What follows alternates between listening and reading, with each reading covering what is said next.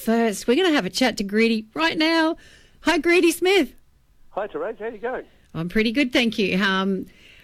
Before, you've got such an amazing career with Mental as Anything. It's like 40 years. There's a lot to talk about. I'm not sure we're going to fit it all in, but I just want to get started on a couple of things, get really down to the nitty-gritty, and that is your name, Greedy. Well, it's an unfortunate thing, really. We were very early on in our career, we were doing a lunchtime function at a teacher's college, and I was setting my gear up on the table there, my farfisa organ, and then these people brought in these big, long, white cardboard boxes, and I thought, I'm going to take one of those. And I set up my keyboard like I had a big keyboard rig, because I was sort of trying to pretend to be a bit like Rick Wakeman from the band Yes, who had a big keyboard rig, and I had just my little farfisa organ that I was struggling to play. So I made a big L shape, and then all the people came into the room, all the punters came into the room, and they opened all the boxes up, and it's all full of KFC. So I thought, I think I've done well here. So I ate about 16 pieces of KFC while we were playing, and Reg Mombassa, our original guitarist, he started calling me Greedy, and 40 years later, still Greedy. I was going to say, 40 years later, you haven't had chicken since. Well, I've been trying not to, but it's hard to avoid. Fair enough. All righty. And while we're on the subject of names, how did we get the name Mental as Anything? I love it. I love the name. Well, we don't really know. Oh. We can, well, because when we first started playing, we were in an art school band. It wasn't really that important. You just turned up there and you played. But then we were going to do a show at the Sydney University settlement. They were doing a poster and everything, and the guy doing the poster says, "You got a name?" And we said, "No, we're having." Well, what are you going to call yourselves? And we said, "Well, we'll left him. Oh, you think of something." And a couple of weeks later, we're walking down the street and we see a poster, and it's got the Sydney Settlement Dance, Mental as Anything. And we thought, I thought we were playing there. And then we worked by a process of elimination because we were the band. That must be us. Yeah. So once you've been called Mental as Anything, you can't change your name, really. We couldn't back then. We couldn't think of anything better. Well, naming bands can be quite difficult, but I think Australia has loved the name. Oh, yeah. We've been very kind. It's been great to see people, remember, even though it's a really long name, because I remember we used to do a lot of shows early on with a punk band called X. Yeah. And it used to be terrible because their name would be in much bigger font than ours, much bigger. Yes, that's right. Writing, because X is only that long. It's one letter long. Yeah, it really stands out. It's a long way. So we have tiny little writing underneath it.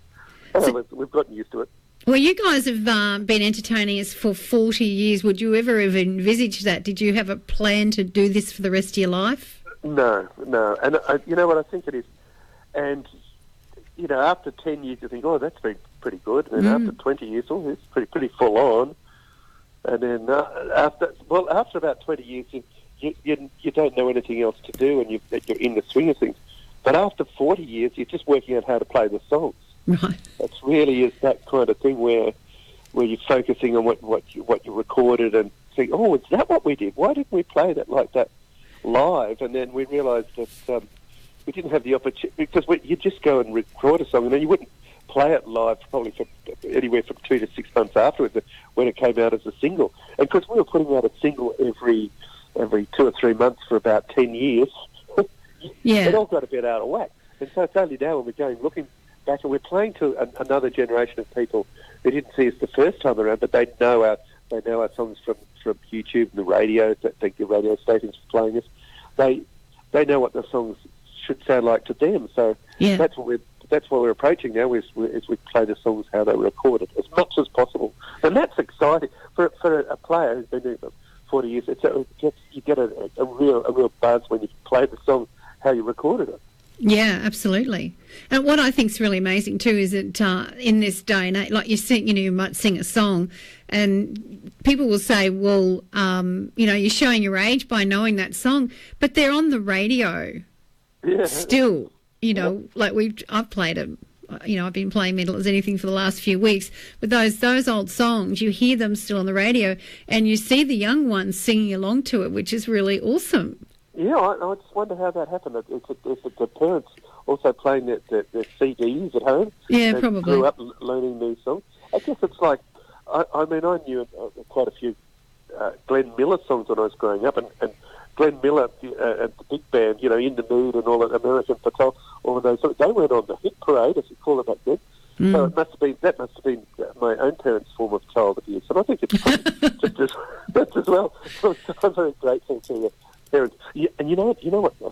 A thing I've really noticed is that a lot of the kids who, the parents who would see you for a play, you wouldn't see them for a few years, and now they're all back. Yeah. And they're very happy at the shows, and they've got a younger person in tow, which I've discovered is their designated driver. And what happens is, when people have to get all their hours up, they're driving the kids, being the passenger while the kids go around so they can get their P plates. Perfect excuse. Payback time for mum and dad there. So the designated drivers there, bright-eyed and bushy-tailed. Unfortunately, they don't know the music. But mum and dad are very grateful to the kids, and their eyes are slightly glazed over because they're finally able to go out with a designated driver and have a bit of fun with people. Yeah, just party on. You've had, when you first were together, like when the band got together, you had a different lineup. Who have you got with you? I know you're not the last man standing, because you were playing with Martin Plaza still, weren't you, or are you? Well, we have been, but Martin's had to bow out. He's been fighting cancer for the last 5 years, and he hasn't played with probably for 18 months now. Oh, that's a shame, because he's had cancer. He had a kidney out, and then he had kidney cancer, and then he had lung cancer. But he's got on top of that, and he had a bit of brain cancer. He's fried that out of himself. He got a bit in his jaw, and there's some other cancer that I'm not sure of. But he seems to be going okay at the moment. But he's on. It sounds like he's on chemo for the rest of his life, and he's been permanently sidelined. And I bring him up every week, and we have a chat. But I think he feels he's allergic to music at the moment, to playing rock music. So right. I've been doing it. But in our band at the moment, for the last 5 years, we've had a guy called Martin Cillier, who used to play with Dave Warner's from the Suburbs, but also played with the Atlantics, the Australian surf band, who had a huge hit in the 60s. He was with them for 15 years. Wow. And our drummer, Jacob, who's been with us for nearly 10 years now,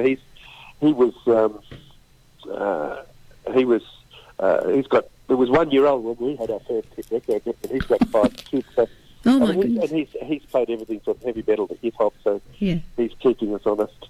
Well, look, someone said to me, it's a shame that, you haven't got the couple of others from the original lineup. And I said, I'm sure he's lined up some pretty good musicians to go with him. well, our New Zealand boys, they left the band at the turn of the century. So we've been it's been a bit like that. That sounds weird when you say that. I'm thinking, what is he talking? Oh my God, that is right. The turn of the century. Turn of the century, yeah. So that's it's an ongoing project, and our main job is to get the song sounding ship shape. And we do a lot all over the place. So we're constantly on tour. The longest break I've had from touring in the past 40 years was 6 weeks when I fell off a horse in 1990. Oh my, really? That's the longest break from playing. I get a bit twitchy. So have you've done a few sort of independent runs, have you? Because the band, they say you had like a 20-year kind of sabbatical. No, that's not a 20. They've misquoted you there. 6 weeks is the longest break we've had from touring. Wow, that is amazing. Yeah, it's the longest break we've had from touring. And I get a bit weird if I don't play with the band every couple of weeks. Yeah. I've just had 10 days annual holiday, and that felt a bit funny. Yeah, you guys have just, you've always been up there, and, you've had so many awards, APRA, ARIAs, what's it, Countdown Awards, and you name it. Yeah, well, we're lucky in that way.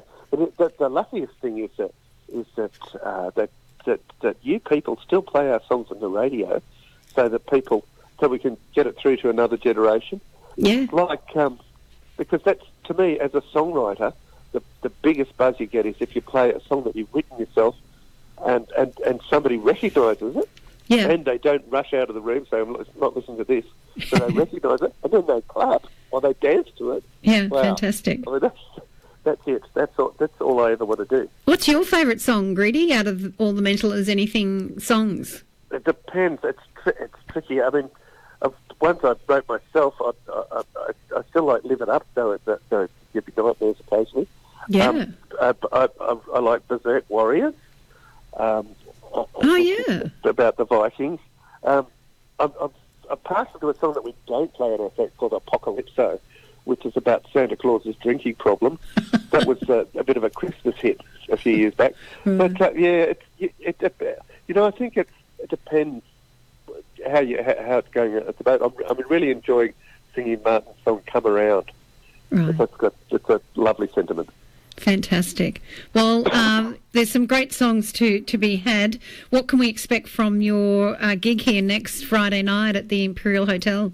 Well, I think people will know nearly all of our songs from the radio, songs out, but we'll be probably got 3 or 4 from our new 5-track EP, which we recorded about just over a year ago now. Yeah, and we're proud of that, and I think those songs are going pretty well in the set. Yeah, well, I've last few weeks I've been playing The Luckiest Player. Ah, great, fantastic. Yeah, good old AMRAP. You know, AMRAP, it gets it out to all us community radio presenters around Australia. They do a great job. Yeah, it is wonderful. So, good luck with your tour. What's happening after Sunshine Coast? Well, Sunshine Coast, we're doing. I think we're going to. We go to Perth again, and then we're going to South Australia then, or no, we're going to Melbourne again. A few shows in Melbourne. What tends to happen is every weekend we turn up at the airport and get on a mystery flight and go to another capital city and drive out from there. Oh, okay. That's pretty much what's been going. Apart from when we do these really long tours in America or Europe, where you get told you've got in the next 6 weeks of going from this town to this town to this town. Now we pretty much get to the airport. Oh, we're going here. Oh, that'll be good. Yes, because you just keep going. So you just pack the suitcase and rock up. That's right. Hey, when you speak to Martin Plaza next, tell him that I know lots of people are sort of sad that he's not going to be playing with you. We didn't know what was happening with him, but just give him a big Aussie hug from us all. Oh, I think we definitely will. I always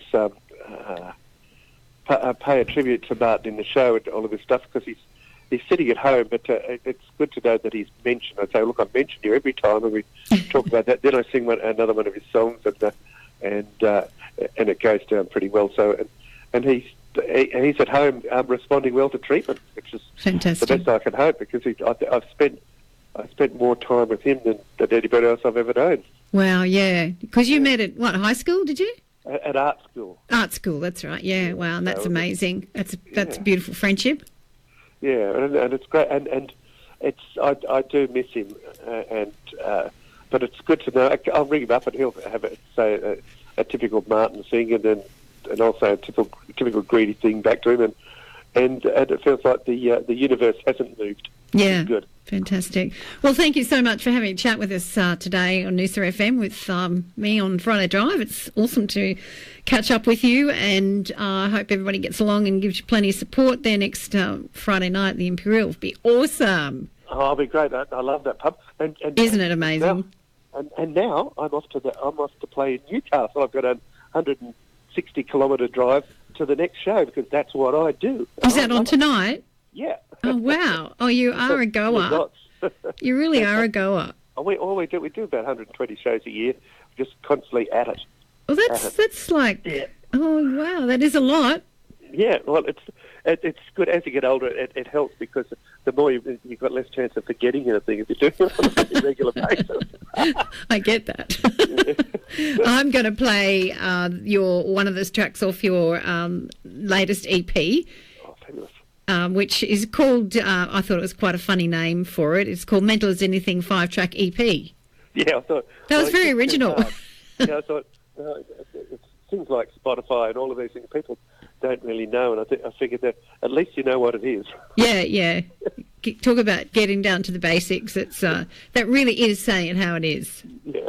Well, thanks again anyway, and all the best with have a safe drive, because we want you to make it safely up here to the Sunshine Coast. Cheers, Therase. And here is the luckiest player. You have been. We've been chatting here with Gritty Smith, lead singer, frontman of Mental as Anything. What a treat! Here is a track off the latest EP called Mental as Anything, 5-track EP if you want to find it, and it's called The Luckiest Player with Therase on NoosaFM.